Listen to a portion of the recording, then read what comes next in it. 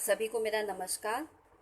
अगर मैं कनेक्ट हो गई हूँ तो प्लीज़ एक कमेंट कर दें ताकि मैं समझ पाऊँ कि मैं कनेक्ट हो गई हूँ।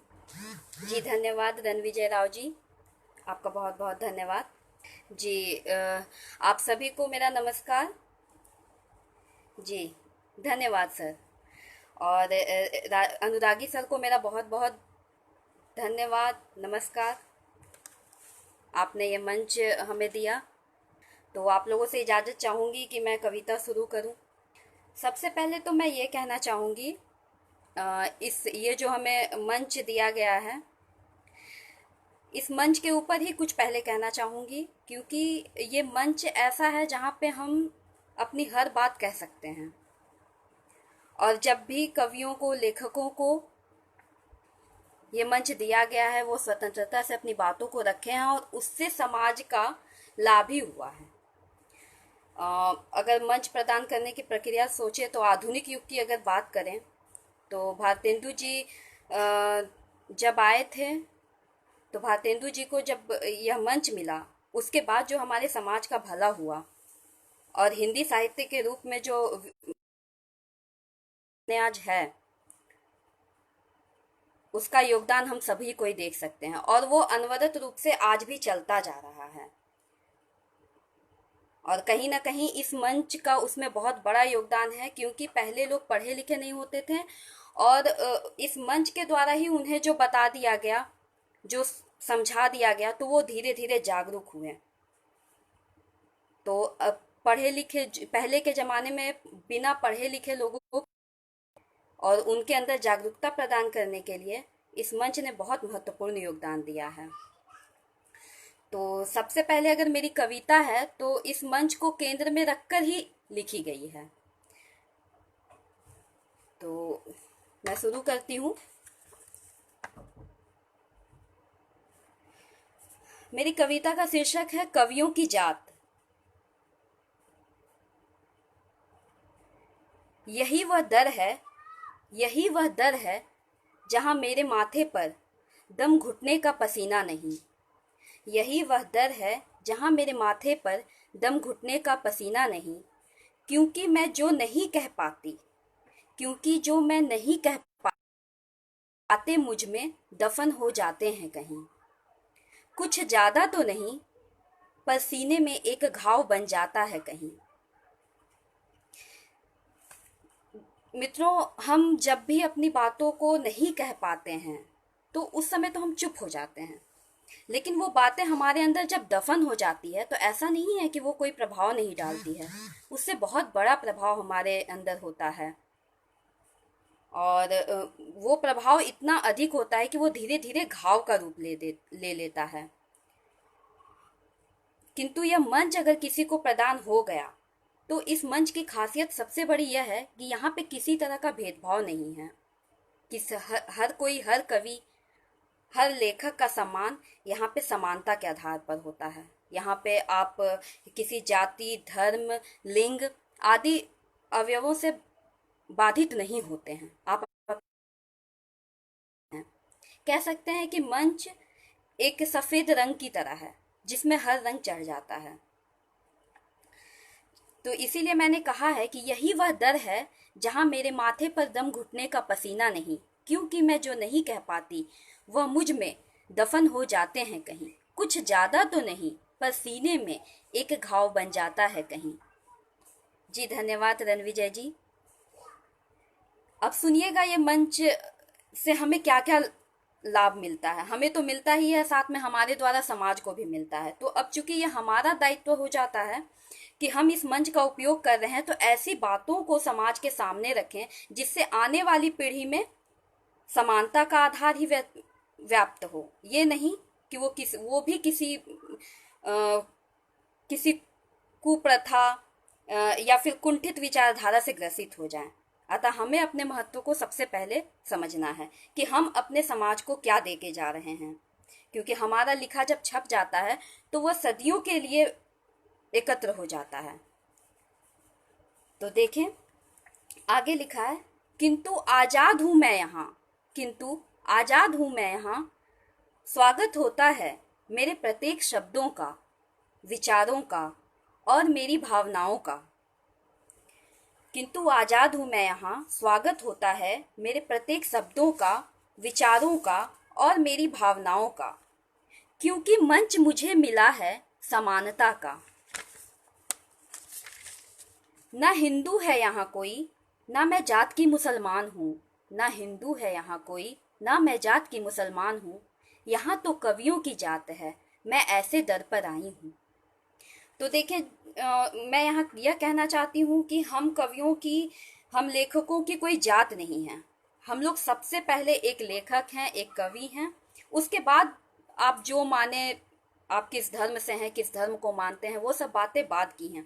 पहले हमारी जात कवि की है, और कवि बिना किसी भेदभाव को समाज को सब कुछ देता है और अच्छी चीजें ही देता है, जो कि एक समाज, आज भारतेंदु जी, रामचंद्र शुक्ल, हजारी प्रसाद द्विवेदी आदि कई लेखक जो हैं, वो अगर समाज को इतनी अच्छी विधा नहीं देके जाते तो शायद आज हम अपने हिंदी साहित्य का इतना अधिक विकास नहीं कर पाते। तो आगे सुनिए। मैं यहाँ कर सकती हूँ, मैं यहाँ कर सकती हूँ कुकर्म किए बलात्कारी को निर्वस्त्र। मैं यहाँ कर सकती हूँ कुकर्म किए बलात्कारी को निर्वस्त्र, और प्रताड़ित नारी को ताज पहना सकती हूँ। दोस्तों, कई बार होता है हमारे यहाँ,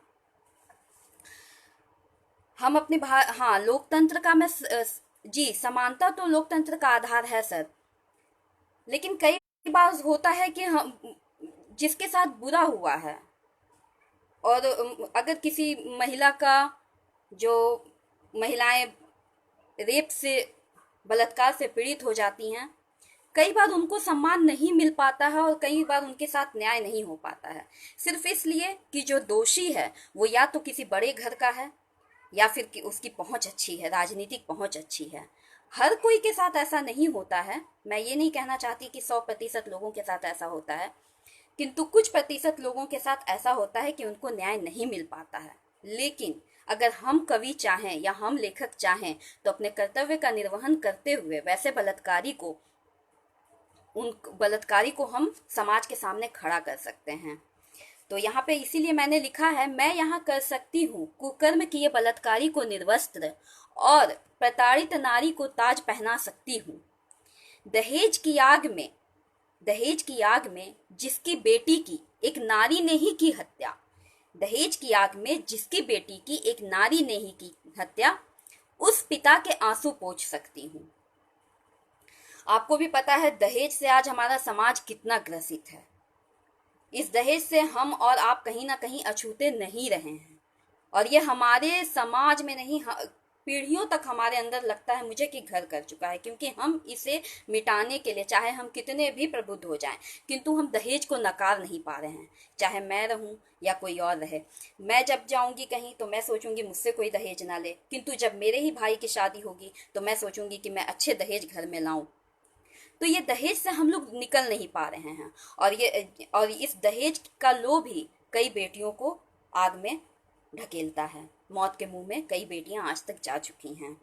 तो इसीलिए इन बेटियों को भी कई बार, क्योंकि उनके पिता अगर उतने सामर्थ होते तो वो दहेज देकर अपनी बेटी का निवारण कर लिए होते, लेकिन मरती वैसी बेटियां हैं जो कि गरीब होती हैं।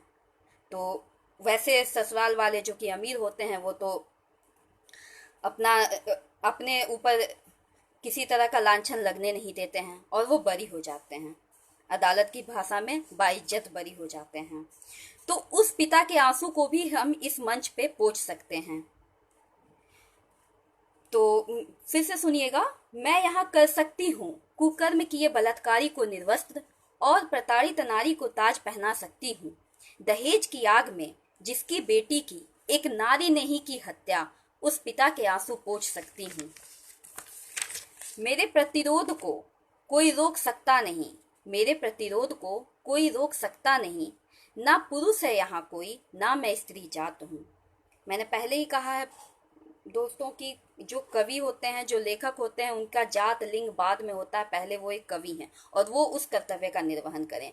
इसीलिए मैंने यहाँ कहा है, मेरे प्रतिरोध को कोई रोक सकता नहीं। ना पुरुष है यहाँ कोई, ना मैं स्त्री जात हूँ। यहाँ तो कवियों की जात है, मैं ऐसे दर पर आई हूँ। किसी के भी नजदीक बैठ सकती हूँ, किसी के भी नजदीक बैठ सकती हूँ। तेरे साथ मैं खा सकती हूँ, मेरे जूठे पानी को तू भी पी सकता है, इस आज़ादी को मैं यहाँ जीती हूँ। दोस्तों, मंच पे हम यही आज़ादी जीते हैं कि हम किसी के साथ भी बैठ सकते हैं, क्योंकि अगला कोई भी किसी धर्म, किसी जाति, किसी लिंग से ग्रसित नहीं है। इसीलिए किसी के नज़दीक भी बैठ सकती हूँ, तेरे साथ मैं खा सकती हूँ, मेरे जूठे पानी को तू भी पी सकता है, इस आज़ादी को मैं यहाँ जीती हूँ। ना ही पंडित है यहाँ कोई, ना ही पंडित है यहाँ कोई, ना मैं भंगी की बेटी हूँ, ना ही पंडित है यहाँ कोई, ना मैं भंगी की बेटी हूँ, यहाँ तो कवियों की जात है, मैं ऐसे दर पर आई हूँ।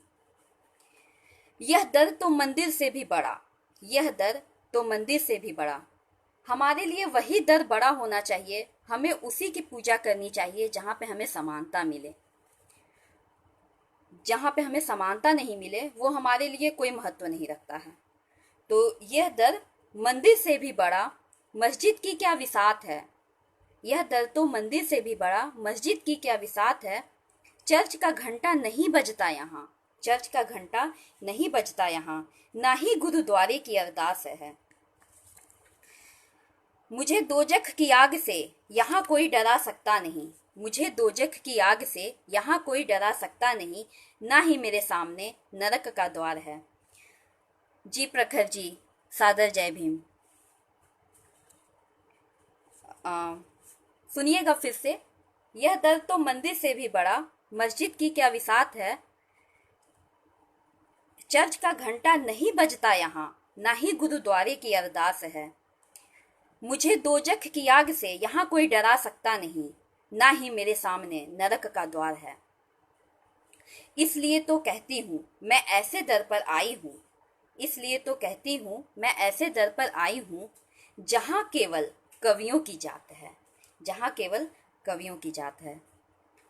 तो ये दोस्तों, ये मेरी पहली कविता थी, कवियों की जात। मैंने मंच को ही केंद्र में रखकर पहले कुछ कहा जाए तो ये मंच हमें समानता प्रदान करता है। हम अपनी बातों को स्वतंत्र रूप से कह सकते हैं। यहाँ पे स्त्री भी स्वतंत्र है, पुरुष भी स्वतंत्र है अपनी बातों को कहने के लिए। बस हमारे अंदर इतनी सहनशीलता होनी चाहिए कि हम सभी के बातों का स्वागत करें और सभी के विचारों का स्वागत करें, क्योंकि लोकतंत्र का वास्तव में जो सर ने कहा था कि लोकतंत्र का आधार समानता है। जी, अब अगर आपकी आज्ञा हो तो मैं दूसरी कविता प्रस्तुत करना चाहूंगी। अब आप और हम सभी इस बात को जानते हैं कि हमारे समाज में कितना भेदभाव है, और उस भेदभाव से ग्रसित होके हम लोग क्या क्या कुकर्म कर रहे हैं, किस किस चीज को हम पायदान पे पहुंचा रहे हैं, मंजिल तक पहुंचाना चाहते हैं, हम खुद ही नहीं जानते कि हमारा मंजिल सही है या गलत है। क्योंकि हम सबसे पहले एक मनुष्य होने के अलावा हमारी पहचान, हमारी आइडेंटिटी हो जाती है कि हम अपनी आइडेंटिटी ये बताते हैं कि हम किस जाति से बिलोंग करते हैं, हम किस धर्म से बिलोंग करते हैं। पहले तो हम धर्म बताते हैं और फिर हम जाति बताते हैं।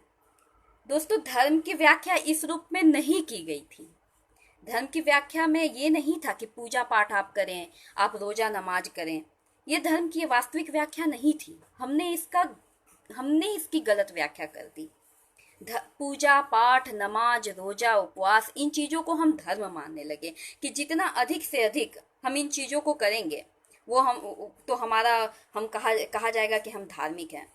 जबकि श्लोकों में कहा गया है कि धर्म की सही व्याख्या वही है जिसमें मानव हित को सर्वोपरि रखा गया है, वही वास्तविक धर्म है। और ये जो पूजा पाठ करना, ये गलत नहीं है, किसी तरह से भी मैं इसको गलत नहीं कहती, लेकिन वो एक मेडिटेशन है जिसमें कि आप अपने ध्यान को केंद्रित करते हैं। और ध्यान गलत बात नहीं है। आप जिस विधि से ध्यान को केंद्रित करना चाहते हैं, आप उस विधि से ध्यान को केंद्रित करने के लिए स्वतंत्र हैं। किंतु इसमें इतना ध्यान हमें रखना चाहिए कि इसमें आडंबर ना हो जाए, क्योंकि समाज में जो चीजें चलती आई हैं जिससे आपको मानसिक शांति मिलती है, वो हमें उसका स्वागत करना चाहिए। धर्म में देखिए, थोड़ा सा एक छोटा सा, आप लोग सभी विद्वान हैं यहाँ पे, मैं जानती हूँ, उनका जो ज्ञान है उनके सामने मेरा ज्ञान अंश मात्र है, फिर भी मैं अपना एक मत रखना चाहती हूँ कि धर्म में आडंबर आप मन्नत कीजिए, उसमें कोई बुरी बात नहीं है, किंतु उसमें थोड़ा सा अगर वैज्ञानिकता दृष्टि आप रख लेंगे, थोड़ा सा, तो वो धर्म आडंबरहीन होगा। फिर अगर आपने मान लीजिए कि हमने मन्नत रखा कि 50 ये हमारी ये मन्नत पूरी हो जाएगी तो हम इतने का प्रसाद चढ़ाएंगे, चलिए मैंने 50 का ही रखा, आप 50 में 45 रुपया गरीबों को बांट दें और 5 रुपए का एक लड्डू खरीद के भगवान को चढ़ा दें, भगवान भी खुश, और आपने जो 45 रुपए का दान किया है उससे जो गरीबों की आपको दुआ मिली है वो आपके बोनस हो गए, आपके पुण्य में पाप में, जो आप कहते हैं, आप जिस हिसाब से धर्म को व्याख्यायित करते हैं। तो धर्म का पालन करें किंतु उसमें तर्कपूर्ण दृष्टिकोण रखें। सबसे पहले सोचे कि हमें गरीबों का भला करना है, क्योंकि गरीब के चेहरे पर जब खुशी आएगी ना और उसकी जो शुभकामना आपके साथ लगेगी, फिर देखिए आपके जीवन में कैसे बरकत आता जाता है।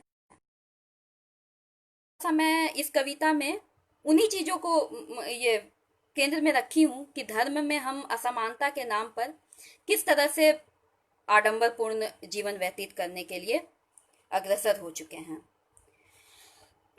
कविता का शीर्षक है अभी रुक जा। अभी रुक जाए मेरे दोस्त। दोस्तों, ये गरीबों से कहा जा रहा है, जिस गरीब के हम धर्म के लिए तो बहुत कुछ करते हैं कि हाँ हमें ये करना है, हम उन्हीं पैसों को उन गरीबों को दे के उनका भला नहीं करते, उनका भूख मिटाते नहीं है। तो उन्हीं से मैं कह रही हूँ, अभी रुक जाए मेरे दोस्त, अभी रुक जा। अभी तो न जाने मुझे कितने मंदिर तोड़ने और मस्जिद जलाने हैं। अभी रुक जा मेरे दोस्त, अभी रुक जा। अभी तो न जाने मुझे कितने मंदिर तोड़ने और मस्जिद जलाने हैं। तेरे लिए तो मैं कुछ न कर सका, तेरे लिए तो मैं कुछ न कर सका, पर उनकी इबादत के लिए मुझे ये कारनामे करने हैं। धर्म के नाम पर दंगा करने वाले जो होते हैं, उनका सबसे बड़ा जो विचार होता है जो कि हम पाप पुण्य के लिए ये काम कर रहे हैं, ये बहुत ही गलत है। इसीलिए मैंने कहा है कि अभी तो न जाने मुझे कितने मंदिर तोड़ने और मस्जिद जलाने हैं। तेरे लिए तो मैं कुछ न कर सका, उनकी इबादत के लिए मुझे ये कारनामे करने हैं। अभी तो न जाने मुझे कितने मंदिर तोड़ने और मस्जिद जलाने हैं।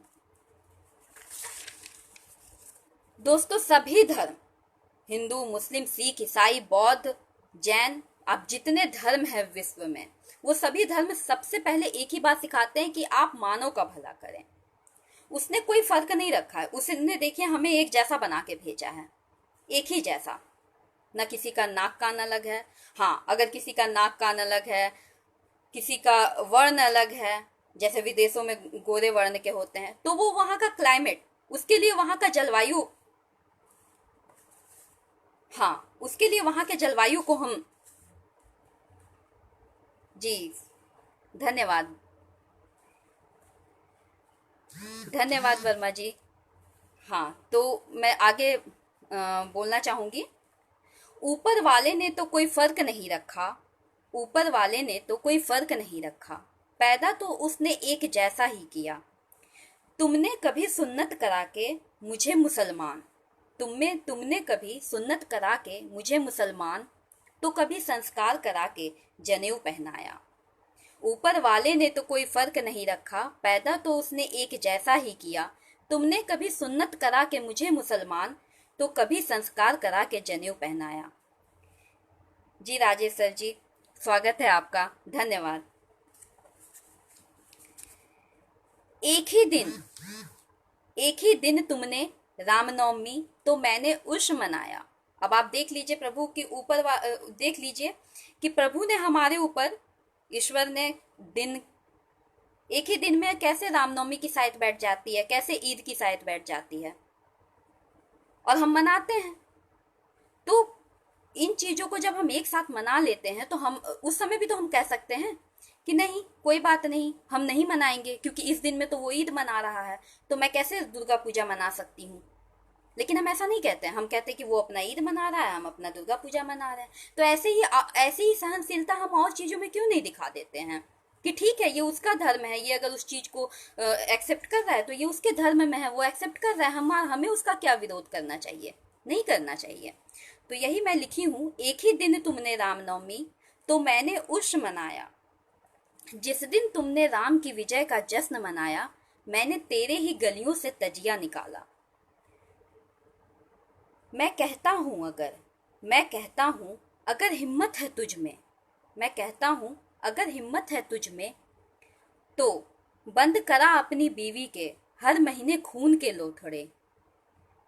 अगर हिम्मत है तुझ में तो बंद करा अपनी बीवी के हर महीने खून के लोथड़े, जिसके ना होने पर तेरी औलाद वो खुदा भी ना ला पाया। जिसके ना होने पर तेरी औलाद वो खुदा भी ना ला।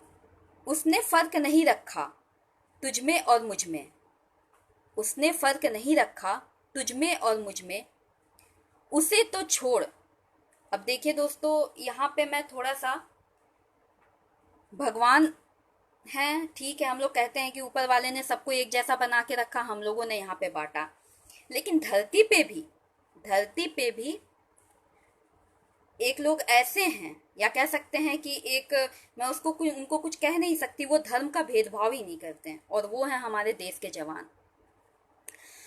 वो देश के जवान जो हैं वो हमारे हिंदू भी हैं, मुस्लिम भी हैं, सिख भी हैं, ईसाई भी हैं, लेकिन जब वो मरते हैं, जब वो अपना बलिदान देते हैं, तो वो ये नहीं सोचते हैं कि मैं जिस जिले की रक्षा कर रहा हूँ या फिर जिस सरहद पे हूँ वहाँ पे बहुसंख्यक आबादी किसकी है, मेरे धर्म की है या किसी और के धर्म की है, यहाँ पे मुझे जान देना चाहिए या नहीं देना चाहिए। वो निस्वार्थ भाव से अपनी जान देते हैं। तो यहाँ पे कुछ पंक्तियाँ उनके लिए मैंने रखी है। उसने फर्क नहीं रखा तुझ में और मुझ में, उसे तो छोड़, उसे तो छोड़। एक जवान जो एक इंसान है, एक जवान जो एक इंसान है, तेरी तरह और मेरी तरह, तेरी तरह और मेरी तरह। सरहद पर मरने वाले उस वीर ने, सरहद पर मरने वाले उस वीर ने कभी तेरे लिए तो कभी मेरे लिए जान लुटाया। सरहद पर मरने वाले उस वीर ने कभी तेरे लिए तो कभी मेरे लिए जान लुटाया, तो फिर हमने क्यों हिंदू और मुसलमान बनाया, तो फिर हमने क्यों हिंदू और मुसलमान बनाया। जी धन्यवाद प्रखर जी, वर्मा जी को नमस्कार जी। अब देखें, खुदा की रहमत तो देख, खुदा की रहमत तो देख, भगवान का करिश्मा तो देख, खुदा की रहमत तो देख, भगवान का बनाया दस्तूर तो सुन। उसी चांद को देख कर, उसी चांद को देख कर, तूने कभी ईद तो मैंने कभी करवा चौथ मनाया। जी राजबाला जी, आपका स्वागत है, धन्यवाद धन्यवाद जी। आपके कमेंट से मुझे अच्छा लगता है, और मेरे अंदर फिर से अच्छे से जोश आ जाती है कि हाँ मैं और अच्छे से आपके सामने कविता प्रस्तुत कर सकूं, अपने विचारों को रख सकूं। अगर किसी तरह के विचार से किसी को मतभेद है तो इसके लिए माफ़ी चाहूंगी। हाँ, किंतु यहाँ पे मंच है, ये तो हम लोग सभी जानते हैं, मैं पहले ही पढ़ चुकी हूँ की जात, यहाँ पे हमारी कोई जात नहीं है, यहाँ पे हमारे विचार सबके समानता के आधार पर हैं। हम जो भी कविता रखते हैं वो बस समानता को ही स्थापित करने के लिए रखते हैं। तो देखें, सुने जरा, खुदा की रहमत तो देख, भगवान का बनाया दस्तूर तो सुन। उसी चांद को देख कर, तूने कभी ईद तो मैंने कभी करवा चौथ मनाया। तो बंद कर इस तमाशे को, तो बंद कर इस तमाशे को, जिसने तुझे हिंदू और मुझे मुसलमान बनाया। तो बंद कर इस तमाशे को, जिसने तुझे हिंदू और मुझे मुसलमान बनाया। हम कवियों की यही तो मंशा होती है कि समाज में समानता स्थापित हो जाए, तो जाहिर सी बात है हमारे ख्वाब भी समानता को स्थापित करने के लिए ही होंगे। तो एक उम्मीद होती है कवियों में निरंतर, और वही उम्मीद आगे जाकर समाज के लिए भला करती है, और वो उम्मीद जीवन भर जुड़ा होता है। वो जीवन के अंत तक एक उम्मीद को साथ लेकर चलता है। तो देखें, यहाँ पे है, कल रात मैंने एक ख्वाब देखा, तेरे ही तजिया के बाजे से मैंने माँ दुर्गा का विसर्जन कराया। तेरे ही तजिया के बाजे से मैंने माँ दुर्गा का विसर्जन कराया। जी बताएं कि हाँ। जी धन्यवाद वर्मा जी। तो ये कविता मेरी थी अभी रुक जा, जिसमें कि मैंने यही बताना चाहा है कि हम गरीबों के लिए अधिक से अधिक करें, उनके हित को सर्वोपरि रखें, धार्मिक आडंबर ना दिखाएं, क्योंकि समाज में सब कोई समान बनकर पैदा हुआ है। यह समानता हमने यहाँ व्याप्त की है। जी धन्यवाद नौशाद जी, नमस्कार। जितने नए लोग जुड़े हैं, जिनको मैं नमस्कार नहीं कर पाई, उन सबको मेरा नमस्कार। दोस्तों, अभी की जो वैश्विक समस्या है वो तो खैर कोरोना है, लेकिन हमारे देश की आंतरिक समस्या इसी बीच उभर चुकी है। हमारे देश के कई जवान शहीद हुए हैं और उनके प्रति एक श्रद्धांजलि हम उन्होंने जो त्याग दिया है उसकी भरपाई तो हम किसी तरह से नहीं कर सकते हैं, क्योंकि उनके प्राण का कोई मोल नहीं है। जी मैं सुना रही हूँ सर, मेरी एक और कविता है, मैं इसी की इजाज़त मांग रही हूँ। जी अखिलेश जी नमस्कार, धन्यवाद। यहाँ पे मैं देश के जवानों के लिए तो हम लोग, मैं आपको पहले ही बोल चुकी हूँ, हम लोग उनके प्राण का किसी तरह से कोई मोल नहीं चुका सकते हैं, क्योंकि वो अनमोल है। वो एक कम उम्र में ही अपने अंदर इतना जज्बा पैदा कर लेते हैं कि वो माँ बाप परिवार इन सभी के धरातल से ऊपर अपने देश प्रेम को रखते हैं, जो एक उच्च विचार का आदमी ही कर सकता है। नहीं तो हम आम इंसान तो अपनी एक नाखून किसी को देना नहीं चाहते हैं मुफ्त में, लेकिन वो तो हमारे लिए अपना प्राण त्याग करके चले जाते हैं। हालांकि उनका देश प्रेम तो उम्दा है, उसकी तुलना भी नहीं की जा सकती, किंतु उनके भीतर भी एक प्रेम का भाव छुपा होता है, माँ बाप के प्रति, समाज के प्रति, अपने हितजनों के प्रति। जी किंतु उनका वो प्रेम जो है वो हमसे अछूता रह गया है कहीं। ये तो बहुत अच्छी बात है कि जैसे ही हम सेना का नाम लेते हैं तो उनका पर्याय हो जाता है देशभक्ति, चाहे वो विश्व के किसी भी देश का सेना हो, उनके लिए देश प्रेम सबसे ऊपर होता है। किंतु एक प्रेम जो है वो उनके अंदर छिपा होता है और उससे हम लोग कहीं अछूते रह जाते हैं, किंतु इस प्रेम को वो भी बखूबी बहुत अच्छे से निभाता है। तो ये कविता फौजी के ऊपर है, तो थोड़ा सा एक नज्म है, सुनिएगा। कहते सुना है लोगों से जो पा जाए अपनी मोहब्बत, लाखों में एक है उनकी किस्मत। दोस्तों, आज का समाज, आज का समय ऐसा है कि आज के समय में, दौर में, जो लोग मोहब्बत करते हैं वो अपनी मोहब्बत को पा जाएं तो ये उनकी किस्मत बात होती है। लाखों में उनकी एक किस्मत मानी जाती है कि लाखों में उनकी एक किस्मत थी जो उन्होंने, और ये तो सदियों से चलता आ रहा है कि लोग अपनी मोहब्बत को नहीं पा पाते हैं। तो इसलिए कहा गया है कि कहते सुना है लोगों से जो पा जाए अपनी मोहब्बत, लाखों में एक है उनकी किस्मत। पर किस्मतों में भी किस्मतों की आला वो है जो बन जाए किसी फौजी की मोहब्बत। तो दोस्तों, किस्मतों की आला वो है जो बन जाए किसी फौजी की मोहब्बत। तो सुनिएगा फिर से, कहते सुना है लोगों से जो पा जाए अपनी मोहब्बत, लाखों में एक है उनकी किस्मत। पर किस्मतों में भी किस्मतों की आला वो है जो बन जाए किसी फौजी की मोहब्बत। ख्वाहिश थी मेरी किस्मतों की आला बनूं मैं भी, और बन जाऊं मैं किसी फौजी की मोहब्बत। जब किया उसने इजहार मोहब्बत, कबूल किया उसके अफसाने को। जब किया उसने इजहार मोहब्बत, कबूल किया उसके अफसाने को। बेवफाई की यहाँ गुंजाइश नहीं थी, क्योंकि बावफा सिर्फ एक फौजी होता है। बावफा आप लोग सभी जानते हैं, फिर भी बता देती हूँ कि ईमानदार। तो सुनिएगा फिर से। जब किया उसने इजहार मोहब्बत, कबूल किया उसके अफसाने को। बेवफाई की यहाँ गुंजाइश नहीं थी, क्योंकि बावफा सिर्फ एक फौजी होता है। अब देखिए दोस्तों,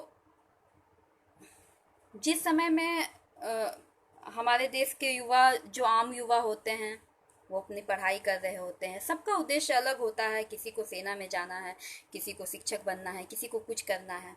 तो सबका उद्देश्य अलग अलग है और वो सब अपने अपने उद्देश्य में लगे होते हैं। किंतु उसी उम्र में जब कोई युवा सेना में भर्ती होना चाहता है, तो वह उस उम्र के दौर में रहता है। बहुत कम उम्र में उनकी भर्ती हो जाती है। तो वो भी तो और सब युवाओं की तरह ही होते हैं। उनके अंदर भी एक दिल होता है, वो भी मोहब्बत हैं। किंतु उनका मोहब्बत करने का अंदाज अलग होता है, क्योंकि परिस्थितियां उनके साथ आम युवाओं के जैसी नहीं होती है। तो देखें, एक जो लड़की है वो फौजी से जो प्यार करती है, वो दूसरी लड़की को बताती है कि कैसे उसके फौजी की मोहब्बत और सभी युवाओं के मोहब्बत से अलग है और सभी युवाओं के प्रेम से अलग है। बताएं कि कैसी लग रही है आपको कविता। मैं जानती हूँ थोड़ा सा मैं अचानक आ गई हूँ, अग्रिम सूचना मैं किसी को दे नहीं पाई, तकनीकी व्यवधान था, इस वजह से। आगे से इन बातों का ध्यान रखूंगी कि आपको मैं पहले सूचित कर दूं। तो सुनिएगा, कविता का शीर्षक है फौजी की मोहब्बत, जिसमें कि एक लड़की दूसरे लड़की से कहती है कि किस तरह मेरे फौजी की मोहब्बत और सभी युवाओं के मोहब्बत से और सभी युवाओं के प्रेम से अलग है। सुन मलिकाए हुस्न, सुन मलिकाए हुस्न, जुदा है मेरे फसाने तेरी मोहब्बत के दास्तान से। सुन मलिकाए हुस्न, जुदा है मेरे फसाने तेरी मोहब्बत के दास्तान। अंदाज जुदा है मेरी फौजी की मोहब्बत का, अंदाज जुदा है मेरी फौजी की मोहब्बत का। उसने महबूब तो बनाया मुझे, उसने महबूब तो बनाया मुझे, पर बाहों में लिपटा वो तिरंगे से। सुनिएगा। सुन ए मलिकाए हुस्न, जुदा है मेरे फसाने तेरी मोहब्बत के दास्तां से। अंदाज जुदा है मेरी फौजी की मोहब्बत का। उसने महबूब तो बनाया मुझे, पर बाहों में लिपटा वो तिरंगे से। तेरा महबूब जब तुझसे प्यार करता है, तेरा महबूब जब तुझसे प्यार करता है, तेरी दीदार के लिए तेरे पास आता है। अब देखिए वो कैसे कहती है कि तेरा महबूब जब तुझसे प्यार करता है, तेरी दीदार के लिए तेरे पास आता है। पर देख मेरे फौजी को, पर देख मेरे फौजी को, उसे दीदार की जरूरत नहीं, उसे दीदार की जरूरत नहीं। बर्फ की चादर में वो, बर्फ की चादर में वो मुझे तराश देता है। जी स्वागत है कातैन सर आपका, मेरा नमस्कार आपको।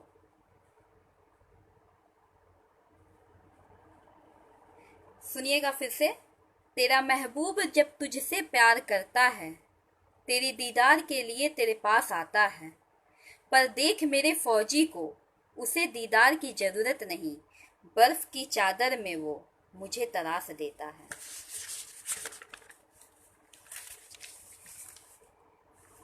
तेरे महबूब ने तुझे, तेरे महबूब ने तुझे फूलों की सेज पर सुलाया है, तेरे महबूब ने तुझे फूलों की सेज पर सुलाया है।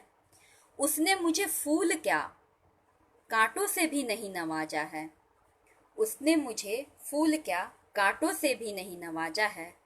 पर वाकिफ हूँ मैं इस बात से, पर वाकिफ हूँ मैं इस बात से, मेरी याद में उसने रेगिस्तान में भी गुलजार बसाया है। जी धन्यवाद कबीर सर। जी आपका स्वागत है सर। सुनिएगा फिर से। तेरे महबूब ने तुझे फूलों की सेज पर सुलाया है, उसने मुझे फूल क्या कांटों से भी नहीं नवाजा है। पर वाकिफ हूँ मैं इस बात से, मेरी याद में उसने रेगिस्तान में भी गुलजार बसाया है। गर्म किया लहू अपना तेरे महबूब ने, गर्म किया लहू अपना तेरे महबूब ने, तेरे ही धड़कती जिस्म से। गर्म किया लहू अपना तेरे महबूब ने, तेरी ही धड़कती जिस्म से। ख्वाहिश नहीं उसे मेरे जिस्म की, ख्वाहिश नहीं उसे मेरे जिस्म की, जलते रेगिस्तान की रखवाली में उसने खुद को जलाया है। जलते रेगिस्तान की रखवाली में उसने खुद को जलाया है। जी हौसला अफजाई के लिए आप लोगों का बहुत बहुत धन्यवाद। मुझे बहुत अच्छा लग रहा है कि मेरी कविता आपको पसंद आ रही है। जी सुने। गर्म गर्म किया लहू अपना तेरे महबूब ने, तेरे ही धड़कती जिस्म से। ख्वाहिश नहीं उसे मेरे जिस्म की, जलते रेगिस्तान में की रखवाली में उसने खुद को जलाया है। आगे वो कहती है, जुदा होने पर तेरा महबूब, जुदा होने पर तेरा महबूब आंसुओं का सैलाब बहा देता है। मेरे फौजी को अपने गमों का एहसास कहाँ। दोस्तों मैं पहले ही बोल चुकी हूँ और बोल कह चुकी हूँ, ये आप सभी जानते हैं कि उन्होंने अपना पूरा जीवन ही दूसरों के लिए समर्पित कर दिया है, कि ये पूरा जीवन उन्होंने देश को समर्पित कर दिया है। उन्होंने अपने हित को ध्यान में नहीं रखा है, तो उन्हें अपने से गम नहीं होता है। जब देश में कोई समस्या आती है तो उन्हें गम होता है। उनके गम खुशी सारी चीजें देश के गम और खुशी से जुड़ी होती है। अगर देश खुश तो वो खुश, अगर देश में गम तो वो भी गमगीन। तो देखिएगा, जुदा होने पर तेरा महबूब आंसुओं का सैलाब बहा देता है। मेरे फौजी को अपने गमों का एहसास कहाँ, मेरे फौजी को अपने गमों का एहसास कहाँ। वतन में कोई गमगीन ना हो, वतन में कोई गमगीन ना हो, इस जिद में वह अपनी जान गवा देता है। बदले में कोई जागीर नहीं, बस एक वर्दी मुझे दे जाता है। दोस्तों फौजियों का जीवन और देश के लिए वो जान लुटाने में समय नहीं लेते हैं सोचने के लिए, और वो कोई जागीर अपने परिवार के लिए नहीं छोड़ के जाते हैं। बस एक जागीर के रूप में कहिए, विरासत के रूप में कहिए, उनके परिवार को उनकी वर्दी मिलती है। तो इसीलिए मैंने कहा है कि मेरे फौजी को अपने गमों का एहसास कहाँ, वतन में कोई गमगीन ना हो, इस जिद में वह अपनी जान गवा देता है। बदले में कोई जागीर नहीं,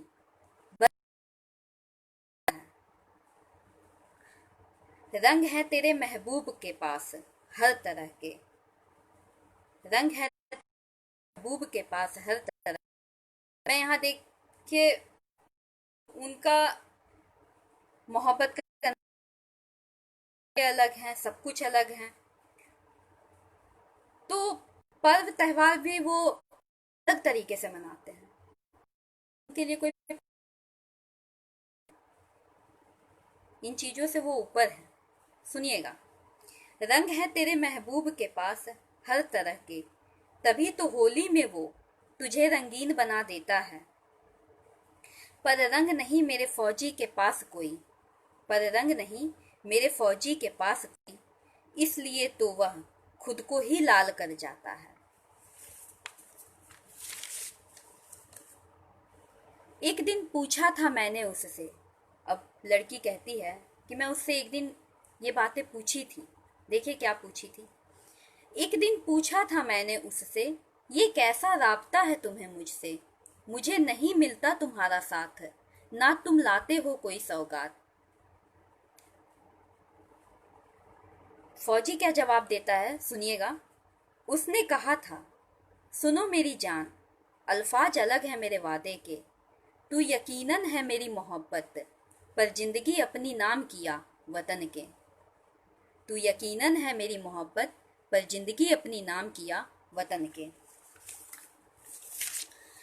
गवाह नहीं कोई मेरी मोहब्बत का, मेरे लफ्ज ही मेरी गवाही देता है। अभी तुमने ही तो कहा था, एक फौजी ही बावफा होता है। अब देखिए लड़की आगे कहती है, अब बात फतेह की करती हूँ, थोड़ा ज़्यादा तारीफ मैं अपने फौजी की करती हूँ। बात फतेह की करती हूँ, थोड़ा ज़्यादा तारीफ मैं अपने फौजी की करती हूँ। आज सलामत है सबकी मोहब्बत, आज सलामत है सबकी मोहब्बत, क्योंकि सरहद पर खड़ा वह कर रहा है हिफाजत, क्योंकि सरहद पर खड़ा वह कर रहा है। धन्यवाद। इस सूचना के अभाव में मुझे पता है लोगों की टाइमिंग थोड़ी सी डिस्टर्ब हुई है, इसके लिए मैं क्षमा चाहूँगी। अब बात फतेह की करती हूँ, थोड़ी ज़्यादा तारीफ मैं अपने फौजी की करती हूँ। आज सलामत है सबकी मोहब्बत, क्योंकि सरहद पर खड़ा वह कर रहा है हिफाजत। वो अपनी नहीं वतन के आंसू पोंछता है, दर्द वतन का को ना हो कभी, दर्द वतन को ना हो कभी, दर्द वह खुद सहता है। ऐसे फौजी की हूँ मैं मोहब्बत, तभी तो दिल मेरा कहता है, किस्मतों में भी है मेरी एक किस्मत, मैं हूँ एक फौजी की मोहब्बत। वो अपनी नहीं वतन के आंसू पोंछता है, दर्द वतन को ना हो, दर्द वह खुद सहता है। ऐसे फौजी की हूँ मैं मोहब्बत, तभी तो दिल मेरा कहता है, लाख किस्मतों में भी है मेरी एक किस्मत, मैं हूँ एक फौजी की मोहब्बत। अगर मेरे पास समय है तो फिर मैं आपको एक और कविता सुना देती हूँ। उनको ही केंद्र में रख के लिखी गई है, उनकी भावनाओं को ही मैं आज रखना चाहती हूँ, क्योंकि उनके लिए हम कुछ तो नहीं कर सकते, लेकिन कुछ पल तो उनके लिए हम उनकी भावनाओं को व्यक्त कर सकते, को व्यक्त कर हो। किंतु जहाँ तक हमें हमारा आभास होता, हमें जहाँ तक अनुभव है, हम लोग।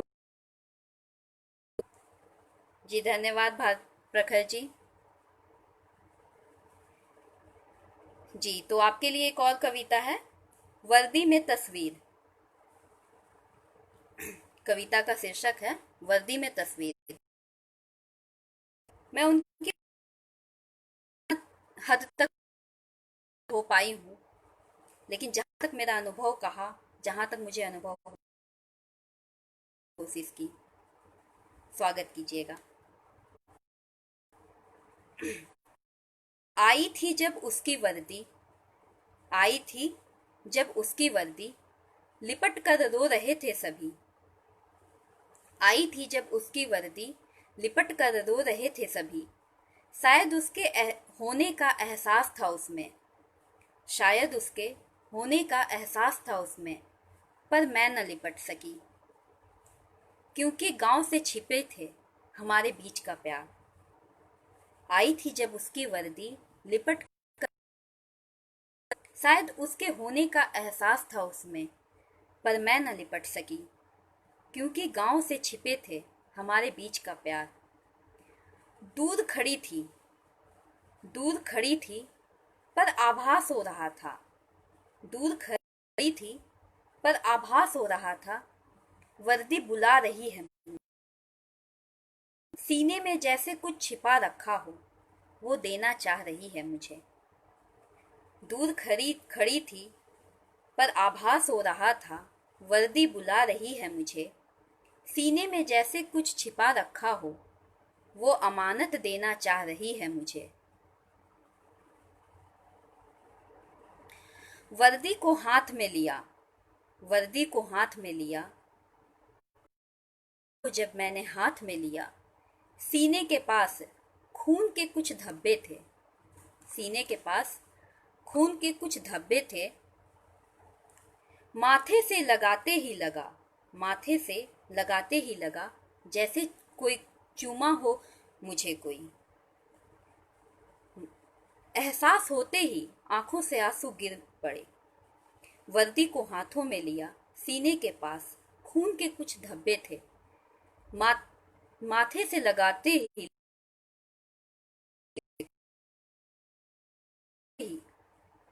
आंखों से आंसू गिर पड़े। आंसू के गिरते ही खून में नमी आ गई। आंसू के गिरते ही खून में नमी आ गई। उन्हें अपने हाथों से हटाने लगी मैं, उन्हें अपने हाथों से हटाने लगी मैं। के पास पॉकेट में ऐसा लगा जैसे कुछ दफन था,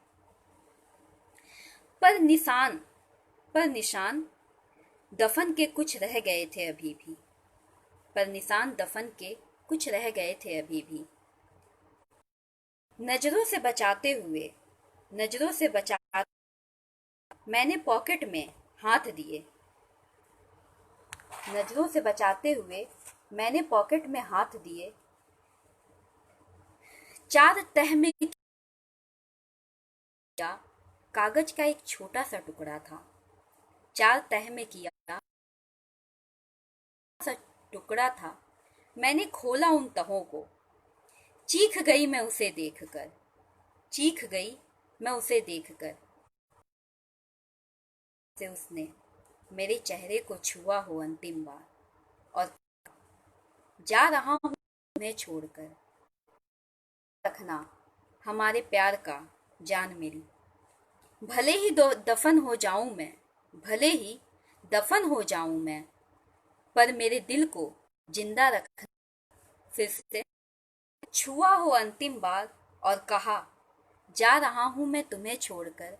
ख्याल रखना हमारे प्यार का जान मेरी। भले ही दफन हो जाऊं मैं, पर मेरे दिल को जिंदा रखना यूं ही। वर्दी के उस कोने में कुछ और नहीं, वर्दी के उस कोने में कुछ और नहीं, खून से लथपथ तस्वीर थी मेरी। वर्दी के उस कोने में कुछ और नहीं, खून से लथपथ तस्वीर थी मेरी। मेरे चीख ने वो सब कह दिया, मेरे चीख ने वो सब कह दिया, जो चुपचाप सुन रहे थे सभी। आज तक जिससे था पूरा गांव अनजान, आज तक जिससे था पूरा गांव अनजान, वो राज खोल चुका था वर्दी में तस्वीर मेरी। सुनिएगा फिर से। मेरे चीख जो चुपचाप सुन रहे थे सभी, आज तक जिससे गांव के सभी थे अनजान, वो राज तस्वीर मेरी। जी, उम्मीद करती हूँ आपको ये कविता भी पसंद आई होगी। और आप लोगों को पहले से मैंने सूचित नहीं किया, इसके लिए मैं आपसे क्षमा मांगती हूँ। अगर आगे कभी मौका मिला तो मैं बात का ध्यान रख से ही सूचित कर दूं।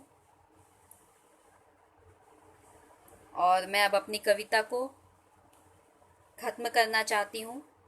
राजेश सर, क्या इजाज़त है? जी, आभार सर आपका। और अब मैं अपनी कविता को अब मैं कविता प्रस्तुति को यहीं पे ख़त्म करना चाहती हूँ, अगर आपकी इजाज़त हो तो। उम्मीद है आप सभी को कविता अच्छी लगी हो। आपके आशीर्वाद और सहयोग के लिए बहुत बहुत धन्यवाद।